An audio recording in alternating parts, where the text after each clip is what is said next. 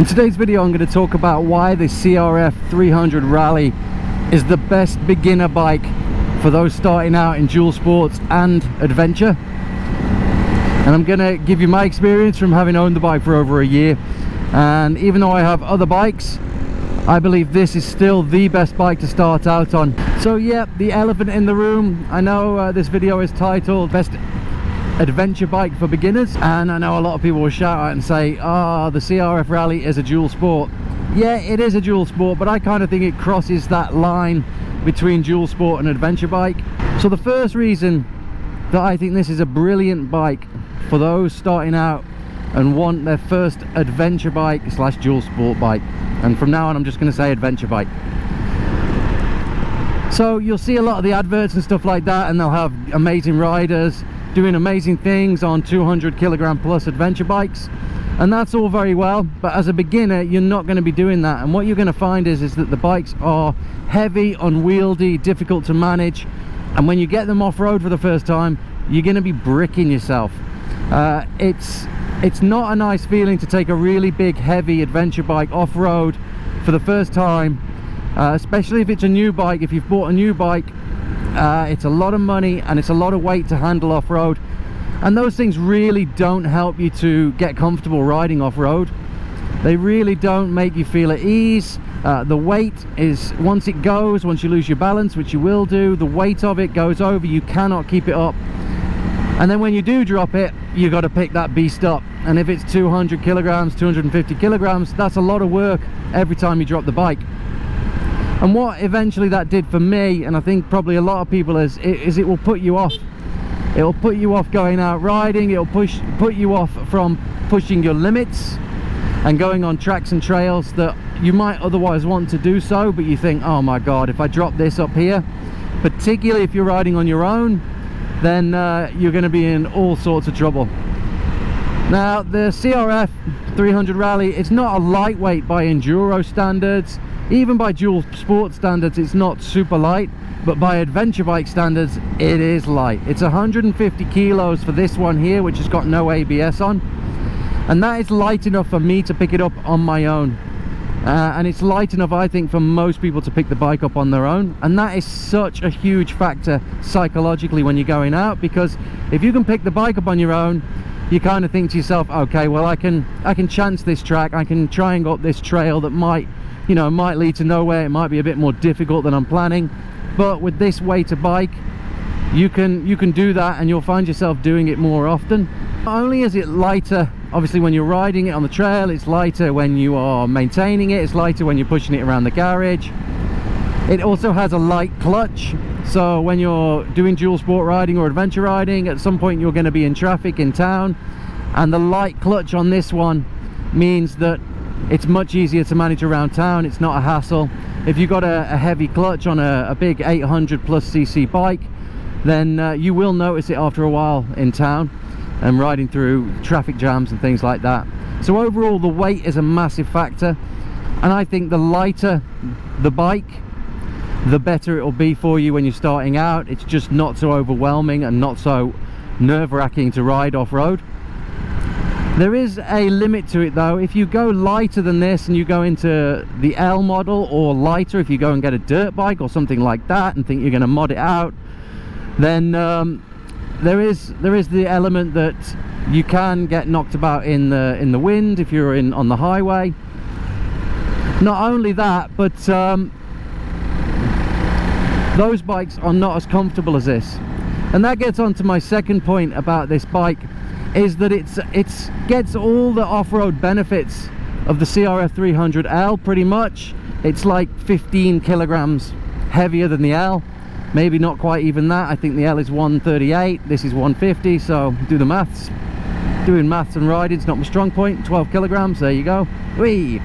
And you don't really notice the extra weight. You do notice slightly the extra size in the tank area, but that comes on to another major benefit of this, is fueling on it. The fuel economy and the tank size are brilliant. You can get 360 kilometers easily out of a tank, which is a decent amount of riding, and the fuel economy is over 30 kilometers per litre, I mean, that's just me riding around, you know, doing these sorts of rides. Once I go on a longer trip, you're up over 32 kilometers per litre, and that means that it's cheap.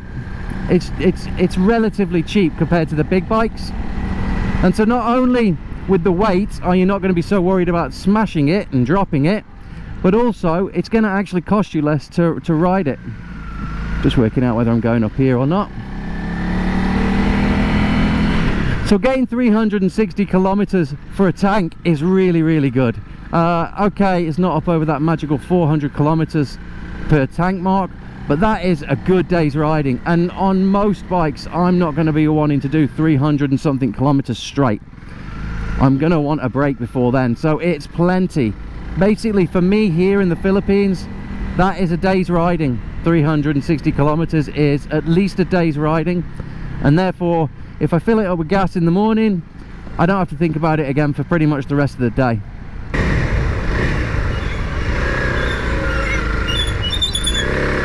Hey! Hey!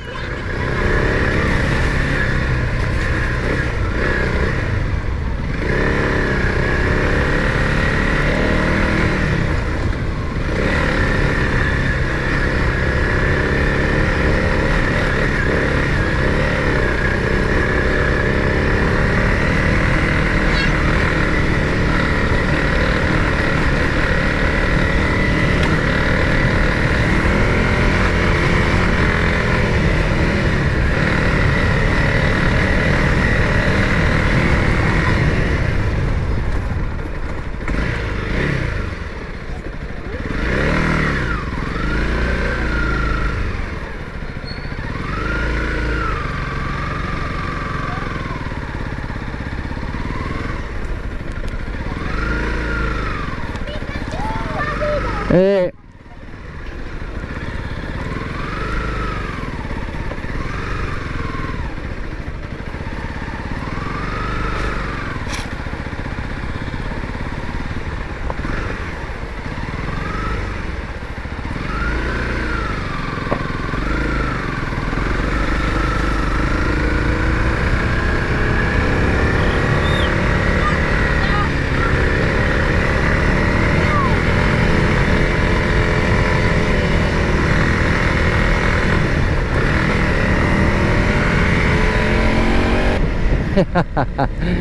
See those little kids there, they're just brilliant, aren't they?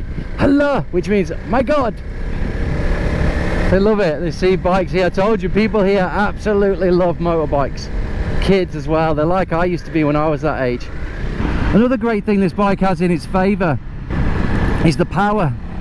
So everyone goes on about, and I think particularly in America, there's a thing of, you know, getting the most powerful bike. I've seen people saying 600cc super sports are too small to start on and that you'll grow out of it.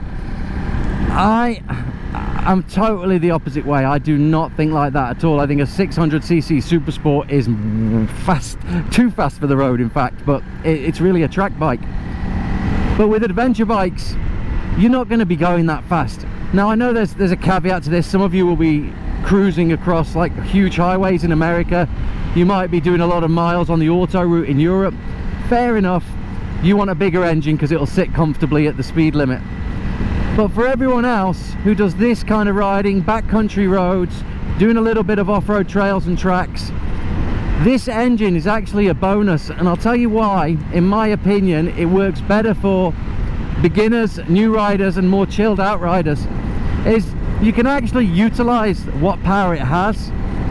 So with those big bikes, 800cc and more, you actually need traction control to control all that power. There is no way you can get all that power down off-road unless you are one hell of a rider. But with this 286cc, it will go 100 kilometers an hour comfortably. It will get up to 120, 130. But it will potter around at slower speeds very comfortably all day. It's got enough power to do everything, certainly here in the Philippines, and if you're doing BDRs, things like that, it's got enough power to be doing those routes. And it's not so much power that it's going to scare you. It's not going to be unmanageable. It's going to be pretty easy to handle. Well, he's going off-road, isn't he?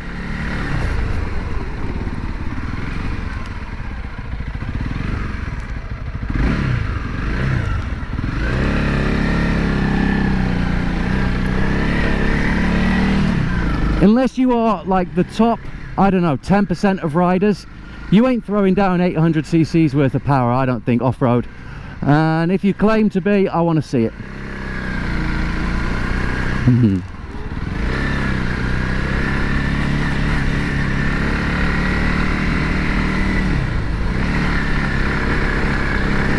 But this has got more than enough power to do the hill climbs, to get up the hills,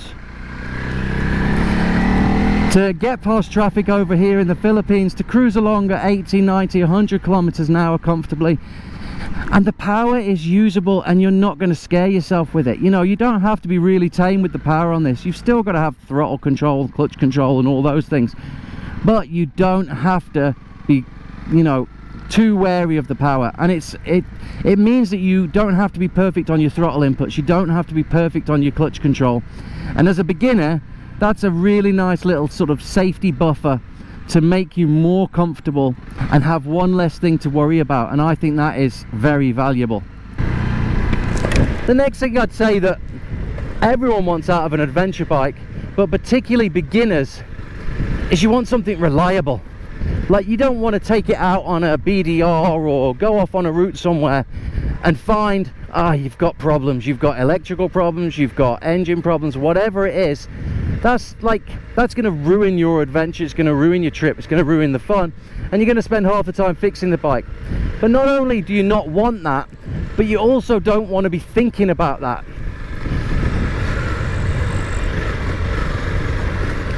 So with Honda, with this bike, it has been around the world many times. Just go and watch Itchy Boots or any of the guys who are doing round the world trips on CRF 300s and 250s, and you'll see that this bike has got a proven reliability record. And for me, an adventure bike needs to be above all else reliable, right? So yeah, it's great to have all the power, all the gadgets, all the gizmos, but as far as I'm concerned, I'll swap all that for something reliable. As long as it does the basics well. Oh, slidey. As long as it does the basics well, then I'm pretty happy with this.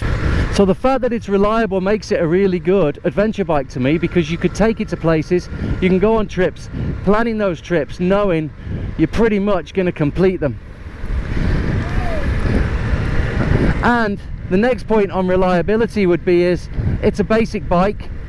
As we know, it's there's no, on this one there's no ABS, but there's no engine modes, there's nothing really to go wrong on it, and there's nothing difficult to service on it.